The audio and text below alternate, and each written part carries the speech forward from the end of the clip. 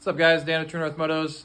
Today we are talking about the rewound stator for the 23 TBI bikes. So we're testing these on TX300 2023 and my 23 XC300. So this is your stock stator and the copper windings. You can see it's a much smaller gauge copper wire. This is the rewound one from Ricky Stator. They're saying 70 watts on their website for these new ones, talking to Mike at Ricky. So we got these on both bikes now. We've been doing some testing, kind of going over numbers. Stock numbers when the bike is at high idle, when it's warming up, is about 13.4-ish, somewhere in there. And then when it comes down in idles, we're at about 13.15 to 13.2 with nothing pulling any power off the stator besides the bike running. Now, it's pretty low. What we've seen and what Mike said when we talked to him, you're going to see a little bit lower output at idle because of the thicker wire and more of it. So that was normal. We found that.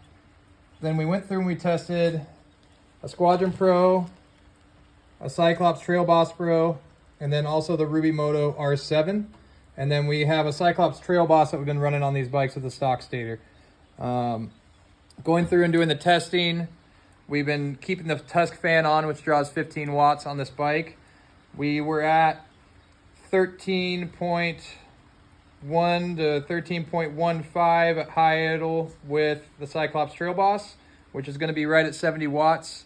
We're about 13.2 at high idle with the Squadron Pro. So this is 55, this is 40, this guy's 59. So when we did 59 plus a 15 from the fan, so 74, we were at about 13.05. So I think they're about right on for 70 watts is really what I'd want to pull out of this. You're reading lower at idle when you're using these stators. We're reading like 12.8 to 12.9 with lights on and the fan running. But you're not going to be ever there at idle, and it comes right up when you come off of idle. So that's how we wanted to test them.